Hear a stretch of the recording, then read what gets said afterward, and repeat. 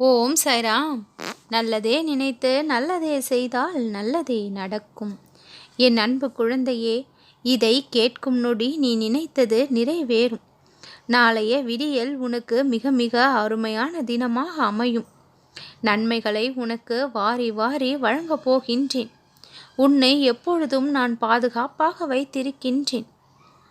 உன்னை நீ நம்பி இருக்கும் அளவிற்கு என்னையும் நீ முழுமையாக நம்ப வேண்டும். இரண்டும் சேர்ந்து உன்னுடைய வாழ்க்கையில் மிக பெரிய அளவு மாற்றத்தை கொடுக்கக்கூடியது. எதற்காக இத்தனை காலம் காத்திருந்தாயோ, இத்தனை போராட்டங்களை சந்தித்தாயோ, அத்தனையும் நல்லபடியாக நல்ல முடிவை கொடுக்கக்கூடிய நேரம் இது. என் அன்பு குழந்தையே, உன்னுடைய வாழ்க்கை மிக பெரிய அளவு வெற்றி கனியை சுவைக்கப் போகின்றது. பக்தியோடு என்னை வணங்குகின்றாய், உண்மையான ஆன்ம உணர்வோடு என்னை பிரார்த்தனை செய்கின்றாய். அத்தனை பிரார்த்தனைகளுக்கும் நான் பதில் நிச்சயம் கொடுப்பேன். என்னை முழுமையாக புரிந்து கொண்டு மகிழ்ச்சியோடு என்னை வணங்கி வருகின்றாய். இதுவரை உன்னுடைய வாழ்க்கையில் புயலடித்து ஓய்ந்து விட்டது. தடம் தெரியாமல் சில விஷயங்கள் மறைந்து போயும் இருக்கின்றது. உன்னுடைய வாழ்க்கை நீ நினைத்தபடி மாற வேண்டும் என்று காத்திருக்கின்றாய். நல்ல மாறுதல்களோடு நீ நினைத்தபடி உன்னுடைய வாழ்க்கை உனக்கு கிடைக்கும். எதிர்மறை எண்ணங்கள் மனதிற்குள் எப்பொழுதும் தோன்றாமல் நேர்மறை எண்ணங்களால் உன்னுடைய மனதை நிரப்பும் பொழுது தானாக அனைத்து நன்மைகளும் வந்து சேரும். மாயை நிறைந்த இந்த உலகத்தில் நேர்மறையாய் வாழ்வது என்பதே சவாலான விஷயமாக போய்விட்டது. எதிர்மறை எண்ணங்கள் அதிக அளவு சுற்றி வளைக்கக்கூடிய சூழ்நிலை ஏற்படுகின்றது. இத்தனையையும் மீறி உன்னுடைய மனதை நீ அமைதியாக வைத்திருப்பது என்பது மிகப்பெரிய கடினமான விஷயமாக ஆகிவிட்டது.